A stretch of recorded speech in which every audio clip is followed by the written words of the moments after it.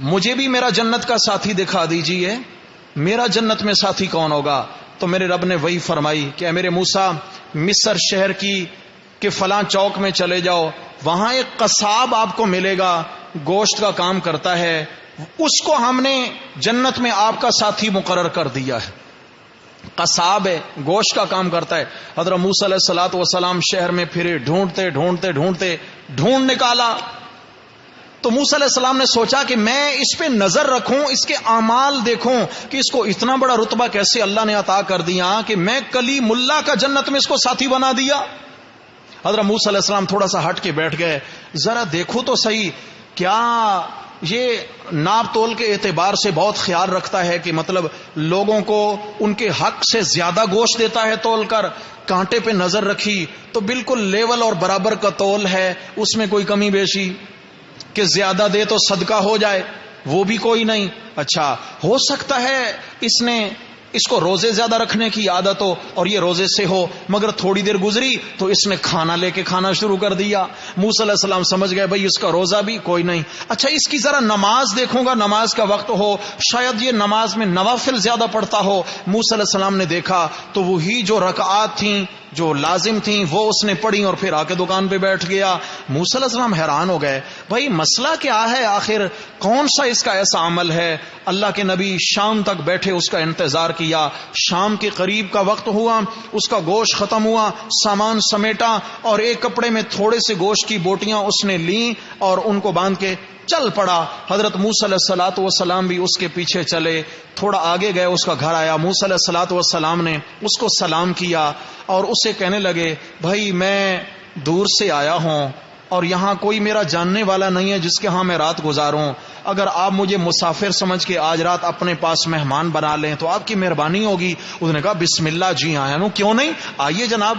گھر میں لے کے گئے تو موسیٰ علیہ السلام فرماتے ہیں کہ میں نے ان کے گھر کے کونے میں دیکھا کہ ایک چارپائی پہ ایک انتہائی نحیف اور کمزور بڑھیا خاتون لیٹی ہوئی ہیں کہ جو چارپائی کے ساتھ ہڈیوں کا ڈھانچہ ہے، اتنی کمزوری ہے، اتنا ضعف ہے، اور وہ دیکھنے اور بولنے سے بھی قاصر ہیں، یعنی ہلکی ہلکی آواز سے بات کرتی ہیں کہ وہ سنائی نہیں دیتی، سمجھ نہیں آتی ہے۔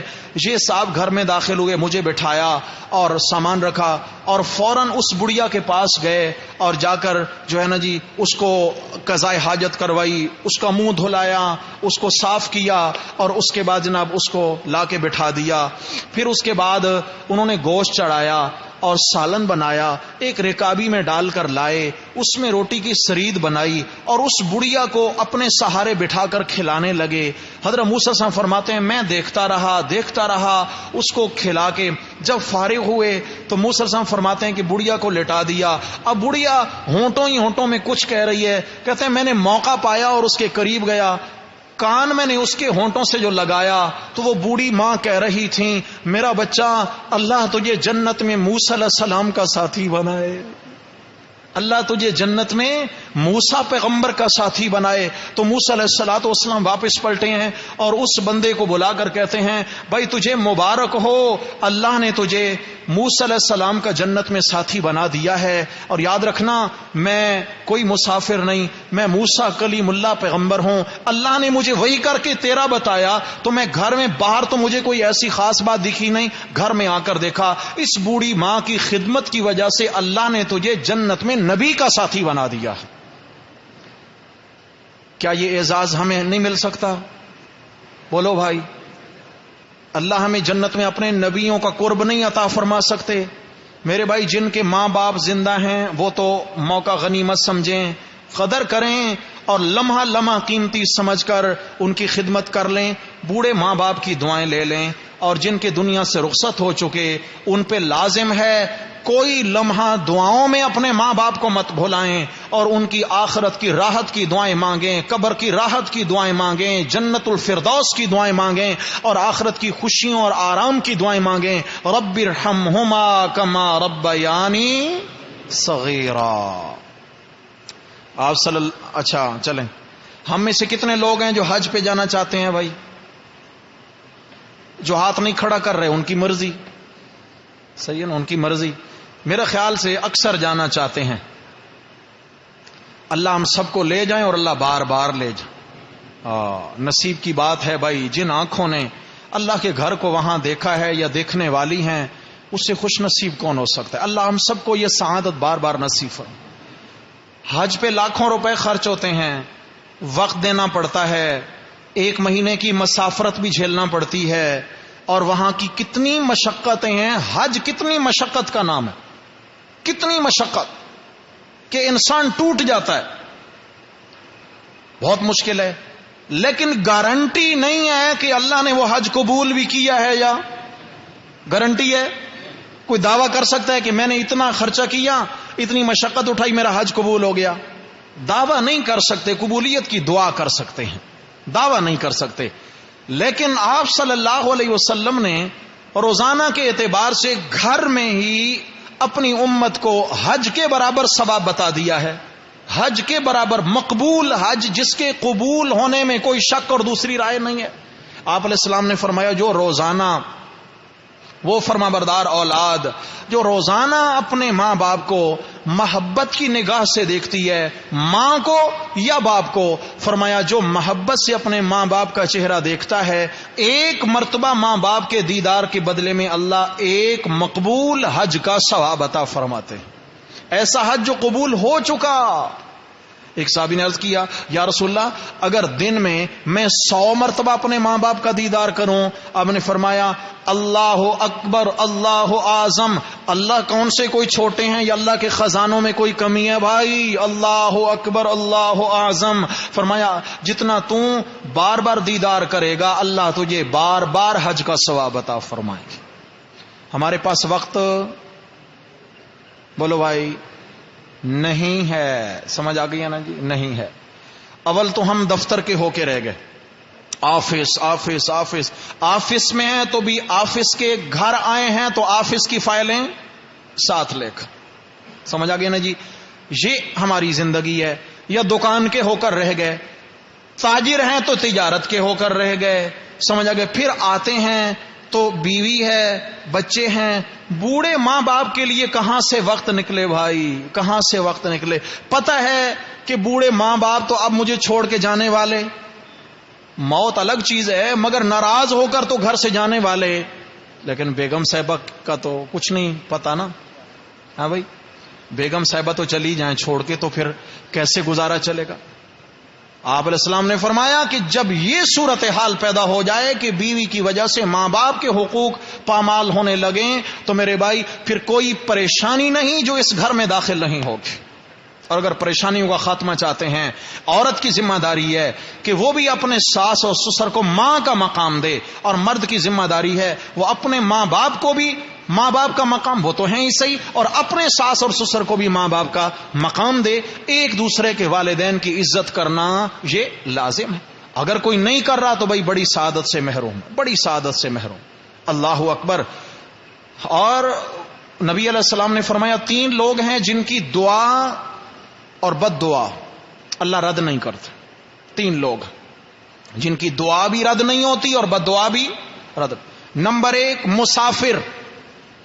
مسافر چونکہ تکلیف میں ہوتا ہے، سفر کی کلفتیں ہوتی ہیں، ایسی تکالیف میں جب وہ اللہ کے حضور ہاتھ اٹھاتا ہے تو اللہ اس کی دعا بدعا قبول کر لیتے۔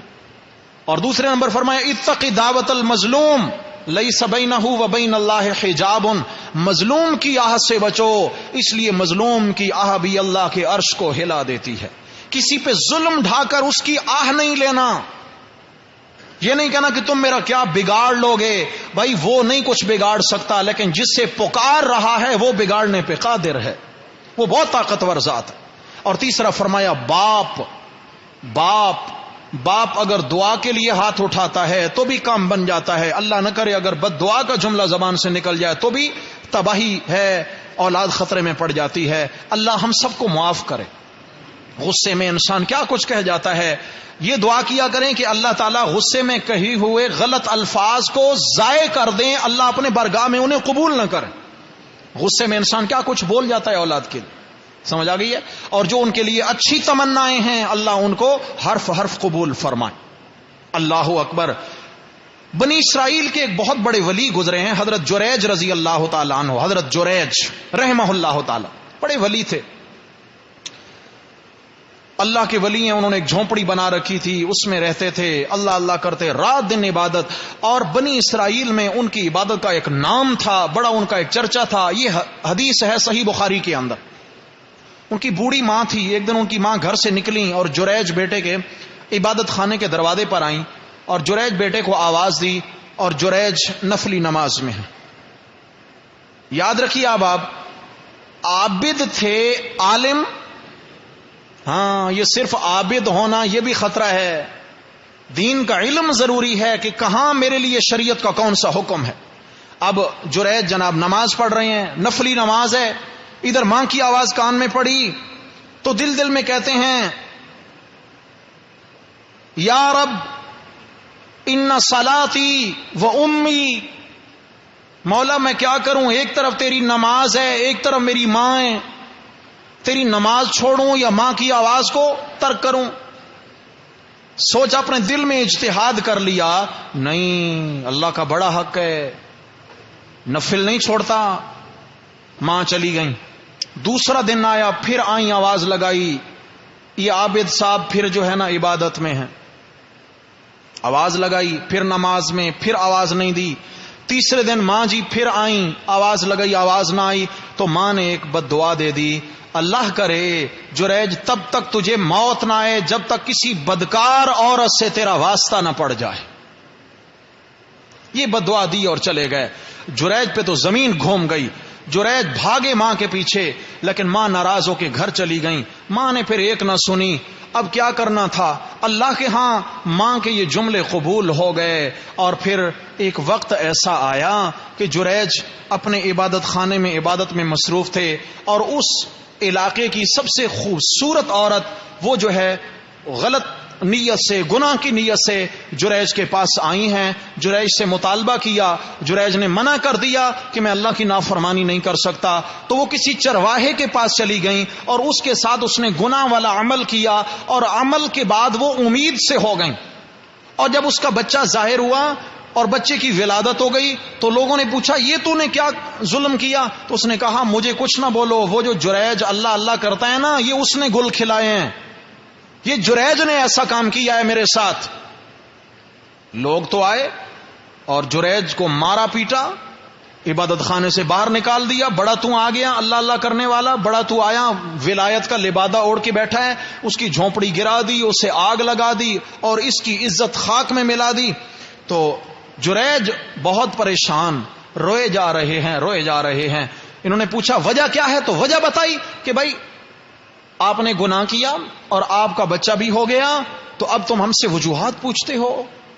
اس نے کہا ایسی تو کوئی بات نہیں ہے, تم بچہ میرے پاس لاؤ. وہ بچہ لینے چلے. جریج سب سے پہلے اپنی ماں کے پاس گئے, ماں کے قدموں میں بیٹھ گئے, ماں سے معافی مانگی, ماں مجھے معاف کر دو, مجھ سے بڑا گناہ ہو گیا تھا.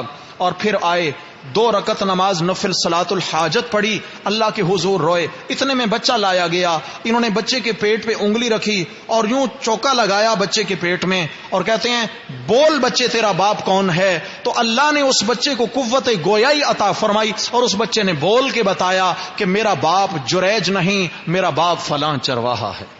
اس بچے نے, نومولود نے بول کر گواہی دے دی. صحیح بخاری میں حدیث ہے, آپ صلی اللہ علیہ وسلم نے فرمایا لوگ شرمندہ ہوئے اور لوگ اس سے معافی تلافی کرنے لگے, اور لوگوں نے اسے کہا کہ ہم تجھے سونے کا جھونپڑا بنا کر دیتے ہیں جس میں تو عبادت کر. اس نے کہا سونے کا نہیں, مجھے وہی لکڑیوں کا گھاس پھوس کا جھونپڑا بنا دو, میں اسی میں عبادت کروں گا. قصور تمہارا نہیں ہے, میری ماں کی بد دعا نے اثر دکھایا ہے, یہ میری ماں کی بد دعا اثر دکھا گئی ہے. احباب ذرا مسئلہ یاد رکھیں, مسئلہ یاد رکھیں. اگر نماز پڑھ رہے ہیں, یہ ہماری شریعت کا مسئلہ ہے, اگر فرض یا واجب نماز ہے پھر تو کیا ہے کہ اگر والدین بلاتے ہیں تو پھر فرض اور واجب کو پورا کرنا ضروری ہے. لیکن اگر نفل نماز پڑھ رہے ہیں, نیت باندھ چکے ہیں نماز میں, بھلے آپ سجدے میں پڑے ہوئے ہیں نفل نماز کے, ماں یا باپ نے آواز دے دی ہے تو نماز توڑ کر ماں باپ کے حکم پر جانا یہ شریعت میں لازم اور فرض ہے. نماز کو توڑنا ضروری ہے. ماں باپ کے حکم پہ لبیک کہنا ضروری ہے. اللہ نے اتنا بڑا مقام دیا. ادنا صدیقہ، ہاں وَأَقْصَى أَبَاهُ، ماں کا مقام تو ہو گیا، لیکن باپ، نبی علیہ الصلوۃ والسلام نے فرمایا رضا الرب فی رضا الوالد وسخط الرب فی سخط الوالد. اللہ تعالیٰ نے اپنی رضا کو باپ کی رضا میں چھپا دیا ہے، اپنی ناراضگی کو باپ کی ناراضگی میں. کیا مطلب ہے؟ باپ راضی تو رب راضی، باپ ناراض، بولو بھائی، تو رب ناراض، اور رب ناراض ہو گیا ساری دنیا راضی ہو جائے، ساری دنیا راضی ہو جائے، سارے اسباب مہیا ہوں، انسان کا بیڑا پار ہو سکتا ہے بھائی. اس لیے ہمیں کوشش کیا کرنی ہے، اگر ظاہری تکلیفوں سے بچنا چاہتے ہیں، عذابوں سے بچنا چاہتے ہیں، گھروں کی ناچاکیوں سے بچنا چاہتے ہیں، ایسے حالات پیدا نہ ہوں، قرض و مرض، پریشانیاں اور یہ نت نئے فتنے جو آ رہے ہیں ہمارے معاشرے میں، ان سے اگر بچنا چاہتے ہیں تو میرے بھائی ایک ہی حل ہے، ماں اور باپ کی دعائیں لینی. کیا کرنا ہے بھائی؟ ماں اور باپ کی. لیکن ماں باپ کی وجہ سے بیوی کو بھی تختہ مشق نہیں بنانا.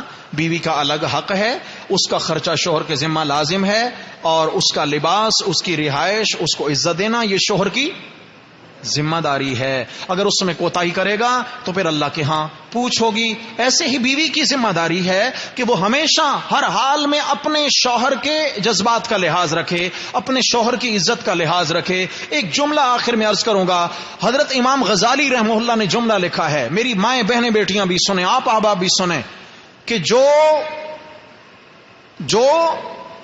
خاتون اچھی بیوی نہیں بن سکتی. اچھی بیوی کا مطلب کیا ہے؟ جو شوہر کا دل دکھاتی ہے، جو شوہر کی نافرمان ہے، جو شوہر کے خلاف مزاج زندگی گزارتی ہے، جو اپنی مرضی شوہر پہ مسلط کرتی ہے اور شوہر کی آہیں لیتی ہے، شوہر کا دل دکھاتی ہے. حضرت امام غزالی رحمہ اللہ نے فرمایا کہ جو اچھی بیوی بننے کا ثبوت نہیں دے سکتی، وہ اچھی ماں بھی بن کر کبھی دکھا سکتی.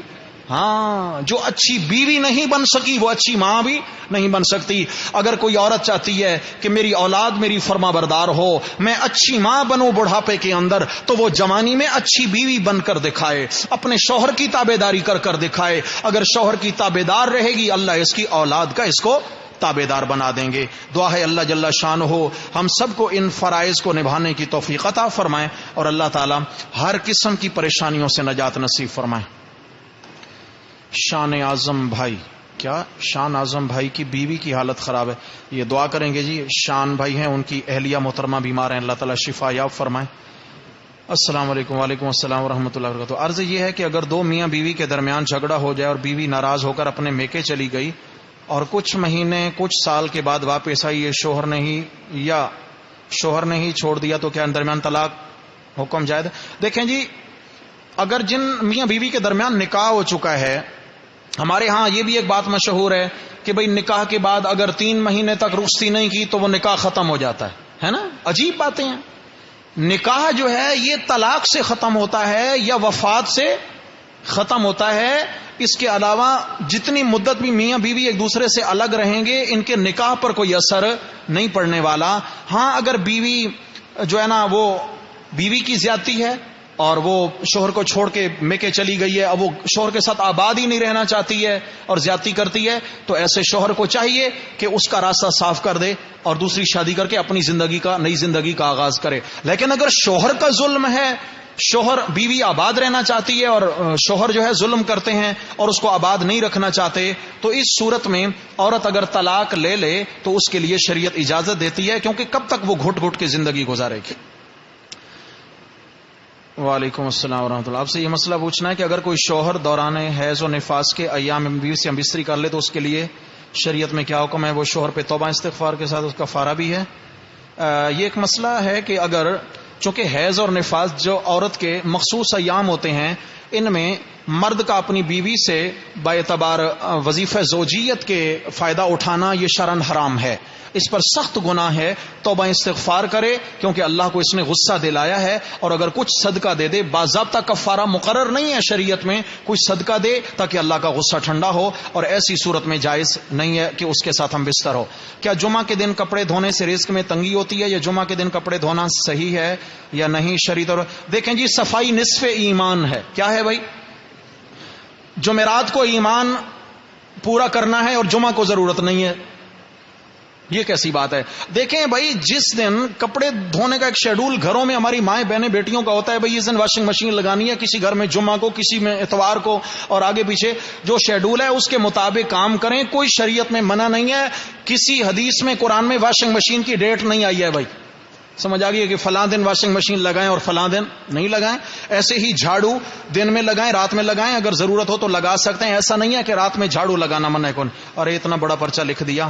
آپ نے پچھلے درس میں کہا تھا اسمارٹ فون ہی فساد کی جڑ ہے، اس کو خواتین کو نہیں دینا چاہیے.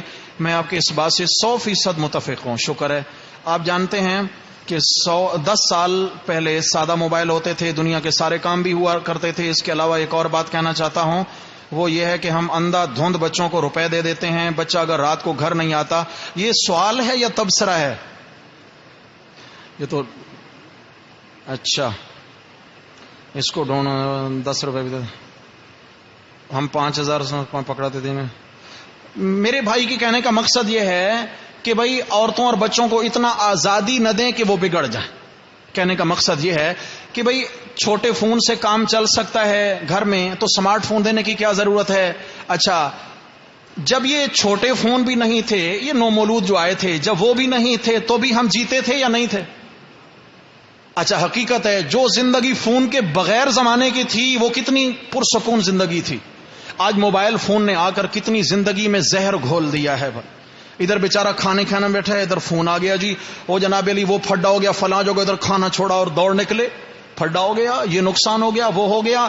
نہ نیند ہے آرام کی، نہ کسی کو. مہمان آئے ہیں جناب علی، یہ ادھر موبائل فون میں گھس کے بیٹھا ہے، یہ ادھر گھس کے بیٹھا ہے، ادھر گھس. بھائی خیریت سے آنا ہوا تھا؟ یہ کیا زندگی ہے؟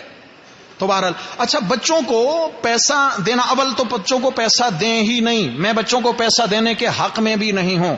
چھوٹے بچوں کو بھائی دیکھیں، چھوٹے بچوں نے زیادہ سے زیادہ چیز ہی کھانی ہے، تو جو اچھی اور صاف ستھری چیز ہے لا کر گھر میں رکھیں اور وہی چیز بچوں کو کھلائیں.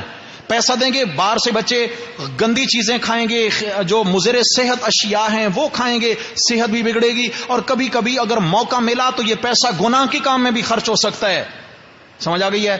اور اگر 10 روپے سے کام چلتا ہے اور جیسے لکھا جی 500 یا 1000 5000 کا نوٹ تھما دیا، تو بھائی بچے نے تو اس کو لگانا ہی لگانا ہے، کہیں خرچ کرنا ہی کرنا ہے. اس لیے احتیاط کریں. اگر بچے بڑے ہیں تو ان کی ضرورت کے مطابق انہیں جیب خرچ دیں، اور پھر ان سے باز پرس بھی کرنا یہ ماں باپ کی ذمہ داری ہے. بیٹا تمہیں 100 روپے ہم نے دیا تھا، ذرا حساب دو کہاں کہاں خرچ کیا ہے. سمجھ آ گئی ہے؟ اگر دوستوں کا نام لیتا ہے ذرا اس کے دوستوں پہ بھی نظر رکھی جائے. السلام علیکم. لیکن آج کل کے والدین بھی تو رات دن موبائل پر لگے رہتے ہیں، پھر کل ان کی اولاد ان کو وقت نہ دے.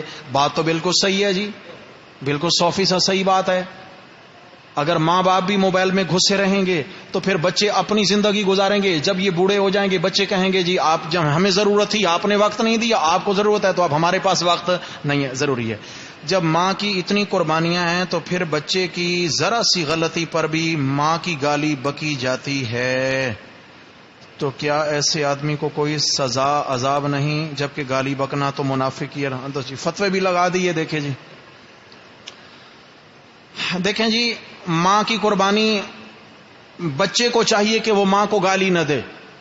سوال کا رخ تو یوں ہونا چاہیے تھا کہ ماں قربانی دیتی ہے تو اولاد ماں باپ کو گالیاں نہ دے. ٹھیک ہے، لیکن اگر شوہر بیوی پہ غصہ کر رہا ہے تو معلوم ہوا کہ یہاں پر کچھ اور معاملہ ہے. ٹھیک ہے نا؟ اگر بیوی اپنے شوہر کا دل نہیں دکھائے گی اور ایسا موقع نہ آنے دے گی تو شوہر پاگل ہے کہ وہ ایسی لینگویج استعمال کرے. تو یہاں پر یہ ہے ایک دوسرے کو سمجھ کے چلیں. شوہر کی اور بہت ٹینشنیں ہوتی ہیں، باہر کی 1000 پریشانیاں ہوتی ہیں. اگر باہر سے بھی شوہر پریشان حال گھر میں داخل ہو اور ادھر سے جناب علی بیوی کا موڈ آف اور بگڑی ہوئی ہو اور ایک ذرا سی بات سننے اور سمجھنے پہ تیار نہ ہو، تو اس میں قصور کس کا ہے بھائی؟ ہماری بہنیں بھی سمجھے اس بات کو ذرا. لیکن گالی بکنا یہ بھائی بالکل شرعن جائز نہیں ہے. اللہ ہر ایک کو معاف کرے. بعض گھروں میں ایسا ہوتا ہے کہ رات کے کھانے کے برتن چھوڑ دیتے ہیں، صبح دھو لیں گے، جبکہ کہتے ہیں کہ برتن بد دعا دیتے. جی بد دعا کی بات نہیں ہے. کھانے کے برتن اگر رات میں دھو لیے جائیں تو اچھی بات ہے. اگر بامر مجبوری نہیں دھو سکے تو ان کو کھلا نہ چھوڑیں. حدیث میں کہ برتن کھانے کے ڈھانپ کر رکھیں. وہ اندھلے ہوں یا دھلے ہوں، برتنوں کو ڈھانپ کر رکھنے کا حکم ہے. میں کھانا پکاتے وقت بسم اللہ اور تیسرا کلمہ پڑھتی ہوں، لیکن میں الٹے ہاتھ سے کام کرتی ہوں کوشش کے باوجود بھی سیدھے ہاتھ سے نہیں کر پاتی اصلاح. دیکھیں جی، ایک ہے کہ قدرتی طور پر ایک شخص الٹے ہاتھ سے کام کرنے کا دی ہے، جس کو ہم لیفٹ ہینڈڈ کہتے ہیں، الٹے ہاتھ سے اس کا سیدھا ہاتھ چلتا ہی نہیں ہے، یہ من جانب اللہ ہے، اس میں مجبوری ہے. لیکن کوشش کریں کھانا اور کسی کو کوئی چیز دینا یہ سیدھے ہاتھ سے کریں. الٹے ہاتھ سے بے ادبی ہوتی ہے اور اگلا بندہ اس کو برا بھی محسوس کرتا ہے. لیکن یہ جو کلمہ اور تیسرا کلمہ اور بسم اللہ پڑھتی ہیں بہت اچھی بات ہے جی.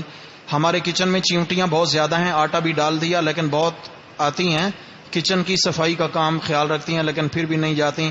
دیکھیں جی، یہ تو کسی ماہر سے رابطہ کرنا پڑے گا، چیونٹیاں کیسے جاتی ہیں. میرے پاس یہ نسخہ نہیں ہے جی. اگر ہم گھر میں ہاف آستین پہنتے ہوں لیکن نماز میں چادر اوڑھ دیں دوپٹہ، دیکھیں جی ہاف آستین اوڑھنا ہی عورت کے لیے شرعاً جائز نہیں ہے. میری بہنیں سمجھ لیں مسئلہ. ہاف آستین کسی حیادار باعزت باوقار بہن بیٹی کی عزت کے خلاف ہے. کیوں کہ ہاتھ کا گٹا جو ہے کلائی یہاں سے پردہ شروع ہوتا ہے، یہ ستر ہے. یہ ایسی ہی ہے جس نے پورے کپڑے اتار رکھے ہیں، جس نے ہاف آستین پہن رکھے، وہ یوں سمجھے کہ اس نے پورا لباس ہی اتار رکھے، برہنہ ہے وہ، اس کا ستر کھلا ہوا ہے.